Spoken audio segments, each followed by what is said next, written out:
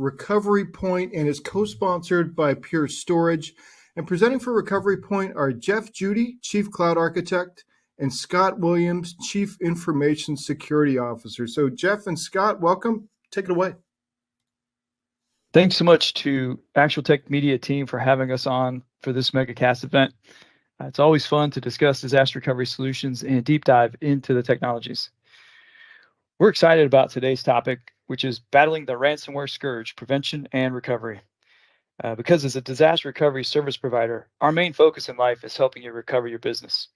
Our many years of experience gives us the expertise to guide you in your decisions about disaster recovery planning, architecture, and technology. Today, I'm joined by Scott Williams, our Chief Information Security Officer. Scott, will you introduce yourself? Oh, sure. Good morning, everybody. My name is Scott Williams. I'm the Chief Information Security Officer for Recovery Point. Thanks for having me today. Thanks, Scott. And I'm Jeff Judy. I'm Disaster Recovery Chief Cloud Architect for Recovery Point. I've been with Recovery Point for over 11 years now, and I work on client disaster recovery solution designing. And that usually includes disaster recovery tests and recovery and live declaration events. So we've got a lot of years of experience under our belt here with disaster recovery solutioning. Let's take a look at the agenda today. We're trying to keep it simple. Our main focus today is really centered around Scott as Chief Information Security Officer's way of thinking. Really want to gain his perspective and insight into what the CISO's approach to cyber preparedness and recovery is. Then we're going to discuss a little bit about winning strategy for preparation for when a cyber event occurs.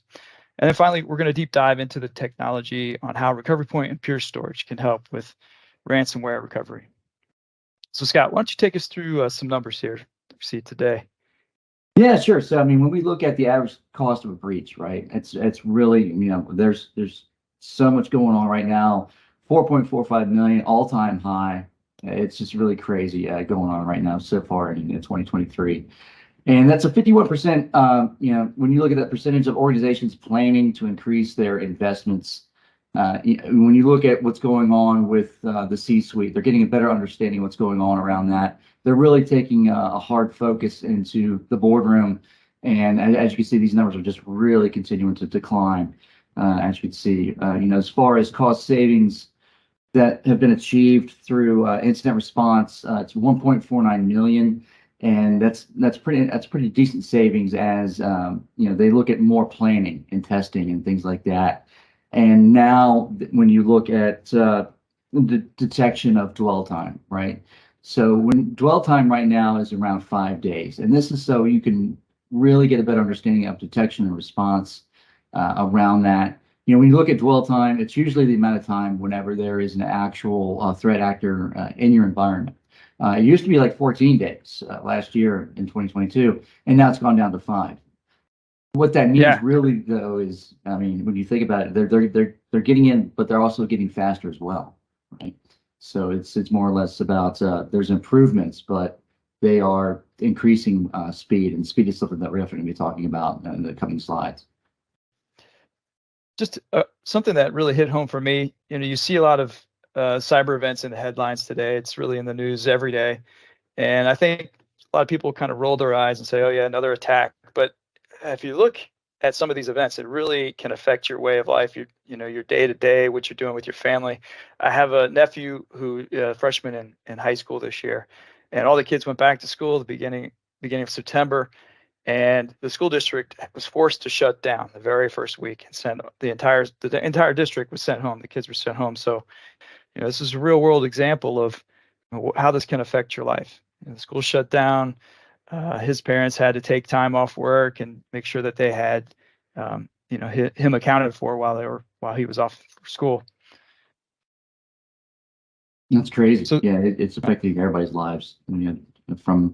It's really starting to hit Main Street now. It's just crazy. Yeah.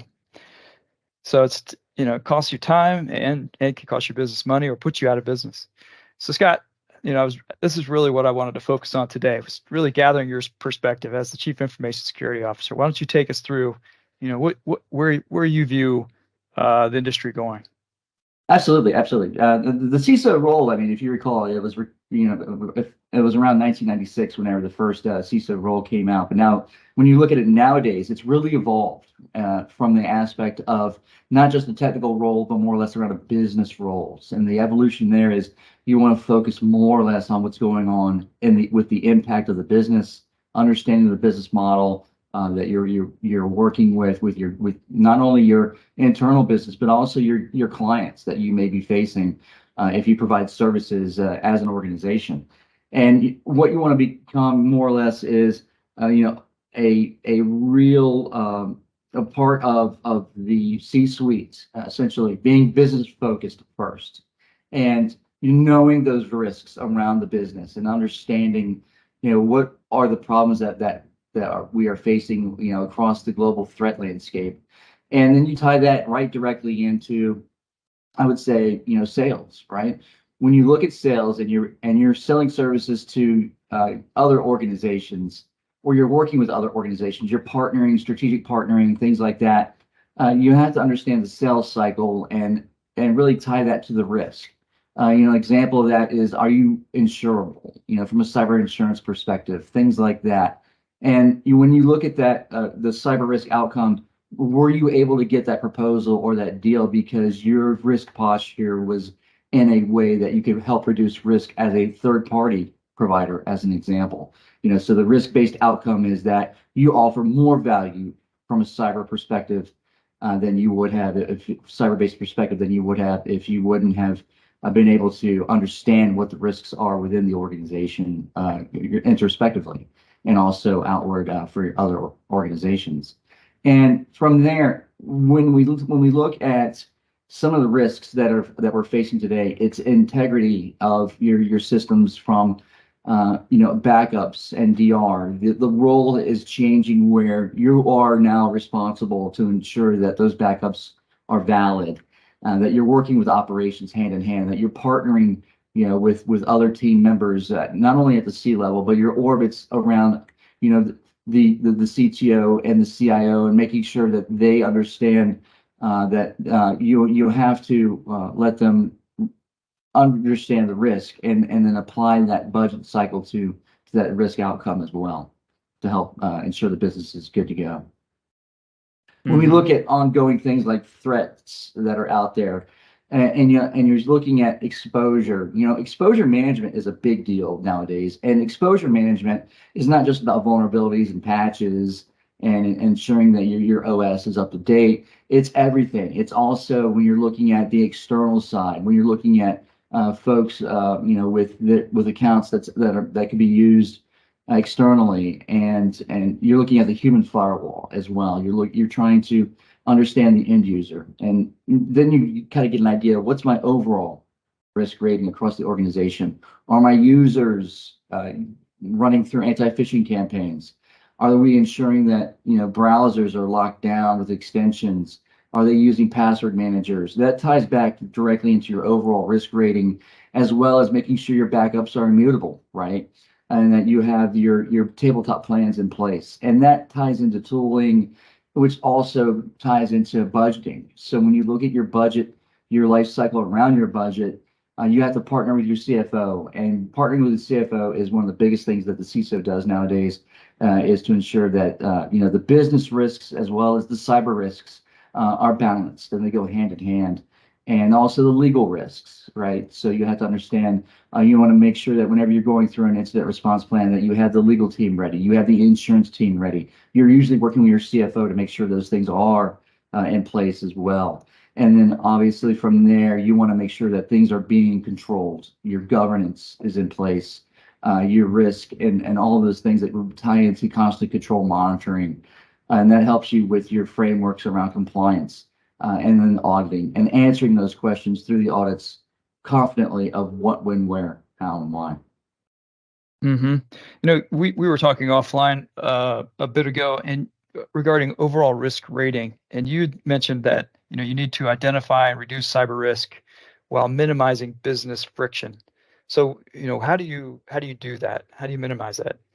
Yeah, it's basically, if you have a strong strategy, if you can see it, if you can solve it, right? That's the key. You have to measure some of those things.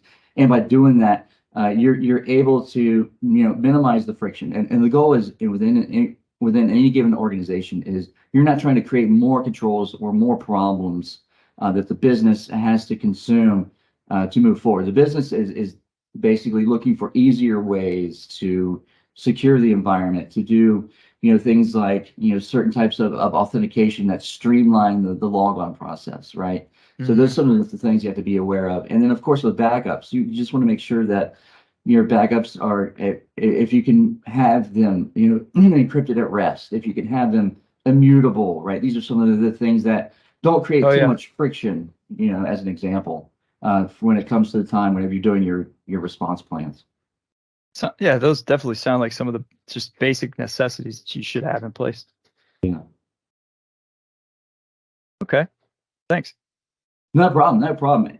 And then Jeff, we're looking at trying to measure things again, solve it kind of situations. This really helps out whenever you understand your inventory, right? And then a strong inventory is a strong security program and cyber resiliency program as well with compliance, right? Because you can only measure what you can see. And if you can't see some of these rogue systems that are out on the wire, if you don't have rogue detection in place, if you can't detect these systems constantly, and today's staffing is very limited when it comes to some of the staffing resources around cyber today. This helps you with some of the automations through auto detection. You want to look at your programs that are out there, right? Again, overall exposure management, which would include vulnerability management programs that are established.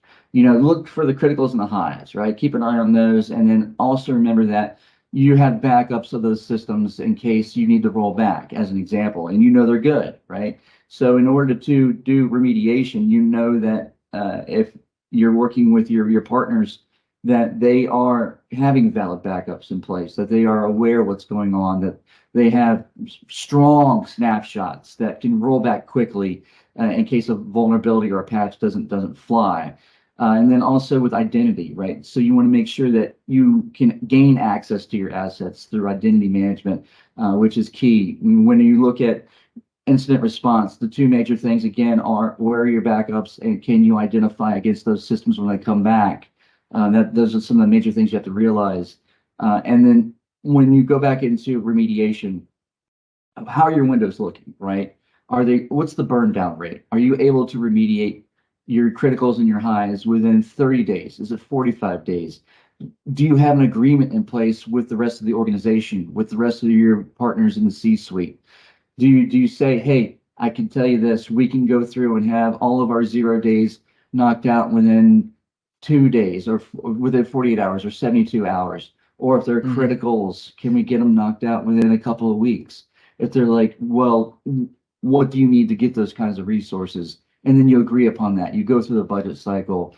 You say, okay, we were able to get all our criticals and highs within a burn down rate of 30 days. And now we have that agreement in place. And if they want it tighter than that, then you're going to have to add more resources. Very similar to RTOs and RPOs.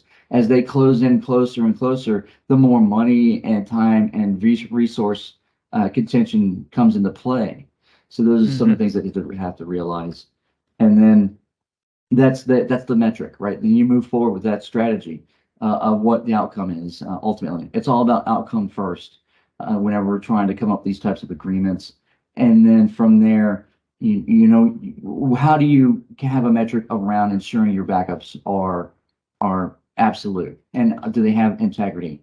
So you want to ensure that capability and say, I know they're immutable. I know they're always backed up. I have strong snapshots. We've tested them. We've gone through tabletops. And again, it's not about, I have 8,000 vulnerabilities ahead of me. I have to patch all of these older Windows platforms or these Linux platforms that are disparate in multiple distributions. It's about overall exposure management. And that means not only inside, but also outside, again, with the human firewall, with all the other things that come into play that could eventually affect your systems to the point where you need that strong snapshot to come back. And that gives you faster reaction timing, right? So you have to look at that from that perspective as well. It seems like a very clear formula for how a CISO would approach designing the solution. Absolutely. Set the tones, being able to say we need to achieve these metrics for our business, and this is the way forward. Thanks. That was very insightful. Thanks, Jeff. So once you have those things in place and you've got leadership backing on your way forward, and you start to implement some of these solutions, what you get to is a point where you want to be prepared, and set a winning strategy for your team. These 4 points that we call out here are the way to set up for success. And what we titled it here was preparation will turn the most stressful day of your career into your biggest success. That's true in really anything you do. The more prepared you are, the ready you are for the more you'll be ready for the unexpected. One of the key things here would be know your critical infrastructure, as Scott was saying. If you can see it, you can solve it. So if you understand what infrastructure, data, applications you have running your business, you can start to plan for how to recover those things and at what level of recovery is required. What is the critical level to the business for the recovery efforts? Build a response team. So that's an organizational effort. That's not just technology, and being able to have the right backups in place. It takes a whole team to be able to run a cyber event recovery effort. Implement proven solutions for risk mitigation, backup, response, and recovery. And we'll talk a little bit more about that, about how Recovery Point and Pure Storage can help you with backup, response, and recoveries from a technology perspective. And then we stress this over and over again: test, practice, exercise. You must simulate the attack. Run a tabletop. Take into consideration multiple scenarios for what you're doing. Maybe your subject matter experts are on vacation. They're out. They can't be reached. What do you do in that situation? It's over a holiday weekend. Who needs to first step up and start to call people and bring people in and start the recovery process? Things like that need to be thought about. Absolutely. Yeah, it's like you got to be that day zero hero, It's yeah. It's hard if you're not prepared and those events happen. Suddenly teams start to make decisions just based on what they see. Instead of working together with multiple uniformity, people take separate actions. In the fog of war, it's hard to determine what you need to do, and mistakes are made, and it can slow the recovery process or cause failures. So even with all the proper security tools in place, you've got well-trained staff, everybody's looking out for those anomalies, you will still get hacked. Everybody, I think it's safe to say that everybody will experience some type of cyber event in their careers. So what needs to happen? And this is where we're going to get into the recovery planning stage of things, in a little more detail on how Recovery Point and Pure can help you along this path. So if you look at the chart here, a ransomware recovery is vastly different from the traditional disaster recovery planning. And like we're talking about, you may have multiple teams working these things. So you have a stop the attack, you have forensics and evidence collection. You have a team that might be running restorations or complete rebuilds of systems. You have another team that might be running ransomware negotiations, trying to decide what level of payment might need to be made. That team might be dependent on, hey, how much can you restore? How much is still good data? So you have to work in concert together. And then you've got the continuous effort just to clean your backups. So you have teams that might be just restoring multiple different backups and trying to figure out which ones are still good or might be infected, but not the attack wasn't launched, so they can sanitize the system. So it's a mistake to think that, oh, I just have backups and I'm covered. I'll be able to recover. With a cyber event, your recovery time and your recovery point objectives are out the window. It could take a multi-day effort just to get data sets back online. So it's best to start preparing and planning for those types of events. Absolutely. Yeah. And to add to this, when you look at the dwell times and on the ransomware side of the house, it just adds more complexity. Overall, it's kind of like, do I use my 15-day backup? Do I use my 30-day backup? Yeah. It just goes crazy. It can go sideways real quick. And with Recovery Point, we have capabilities to do multiple scenarios around that as well. That's right. We'll show you a little bit about Recovery Point and Pure can do here in another couple slides. So a detailed approach for your recovery plan. This is the essential checklist, as we call it out. Scott, do you want to take us through the checklist? Absolutely. Yeah. And these are some of the things that really help you, when you look at a strategy to win, incident response is first off, right? Understanding your incident response plan, having one in place, testing it is key.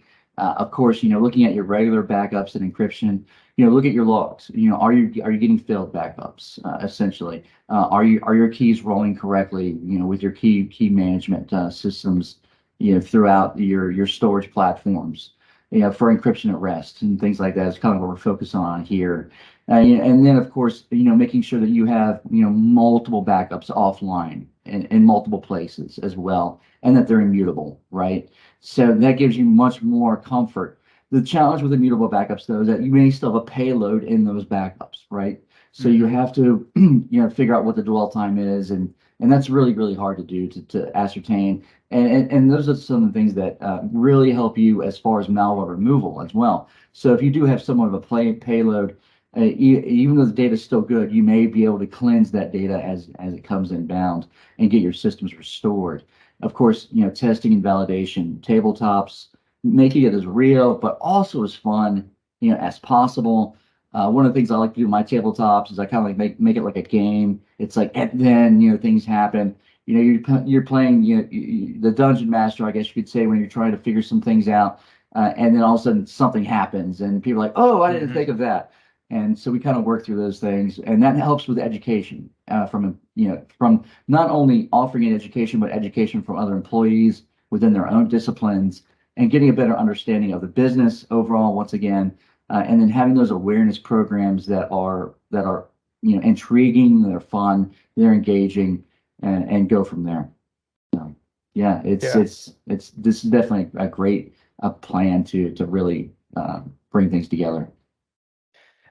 One thing I'll just call out here is that the immutable backups are probably table stakes to any planning and recovery event, because it's your last line of defense, and it must be immutable, because when a cyber attack is launched, they typically target your backups before they try to exfiltrate data and encrypt all your systems. They're going to try and knock out your backups so that you have no bargaining chips, no way to recover other than paying the ransom. So keeping an offsite copy of backups, which are immutable, they can't be deleted, they can't be altered, is key. It's table stakes to ransomware recovery. Absolutely. It's like the first questions that are asked, in incident response are, where are your backups? The next question is, are they good? And if they're immutable, yeah, you're immutable. much better fit. That's a good point. Immutable, and are they good? Can you recover? Can you recover from them? Yeah. So how can Recovery Point and Pure Storage help? So we've combined two of the best of breed vendors with Pure's flash storage and Recovery Point's disaster recovery services to provide you rapid recovery restoration services. With Pure's disaster recovery with their active DR replication solutions and asynchronous replication targets, we can provide offsite replication target Pure storage from your data center. And then we leverage Pure safe mode with immutability for all the snapshots. So what we do here is talking about backups and immutability. With Pure replication, you can either do continuous data protection with active DR, or asynchronous if it's less aggressive, or you don't have quite enough bandwidth to send all the data. And then land those copies of your data sets at Recovery Point's data center. And then we'll maintain multiple snapshots in safe mode so that they can't be altered or deleted to provide restoration points back in time. As we said many times, when you're running a recovery, it won't be from yesterday's backups. You may have to go multiple days back to find a clean set of data. With Recovery Point, we also offer multiple performance tiers of storage. So with Pure, you could be running an X series high-end system in production at home and still land your data sets on a more affordable C series, capacity series, or even out into object storage with a flash blade system, and still be able to achieve your recovery time and Recovery Point objectives. some of the key resilience features that we offer here with Recovery Point Pure are high-speed recovery upon a disaster declaration. How do we achieve that is really with our managed recovery services and wrapping automation around being able to fail over into a replicated data set and bringing up endpoint hosts, say VMware environment for target restoration. And then Recovery Point data centers, we're able to provide you with a clean room environment. So we can bring up stacks of systems isolated and then start to bring up multi-restore mount points off of the Pure systems so that teams, incident response teams, can come in and begin to do forensics, data sanitization, and then begin to restore those data sets back into production. And of course, with Pure Safe Mode, we can avoid any data loss because many times an attacker is going to look at your backups and try to delete those first before they launch an attack. And we offer convenient testing and verified recoverability services with that managed recovery offering. So from this perspective, I mean, we're looking at snapshots where, I mean, it must be pretty hard to really try to go after a snapshot versus an actual backup system, I would assume. Because your storage first already, you're already getting your snaps right off the storage, essentially, right? It is difficult to reach those. And then when you layer on safe mode immutability on top of that, it's really impossible to delete those or alter those. That's fantastic. So that gives us speed. I mean, when you look at the dwell times again, you know, you have speed of detection, speed of recovery. So snapshots, you know, being immutable and they're hard to go after. That is just something really amazing from there. Yep. And so with Pure's line of hardware and offerings, you have a wide range of data protection availability suites from active cluster, which would really be like a metro type cluster, synchronous replication. Active DR is continuous, asynchronous, and then you can do snapshot offloading as well. So there's different mixes of service delivery to meet the budget and to meet the right recovery time and recovery point objective. Yep. So thanks. 25 minutes goes fast, Scott. That's all we have for today. In summary, thanks a lot for your perspective as the Chief Information Security Officer. Thank you. Provided you guys with a winning strategy. Preparation is key. And then a little bit of a deep dive into ransomware recovery planning and how Pure and Recovery Point can provide you with disaster recovery services. So thank you, and we'll take some question and answer. Yes, thank you.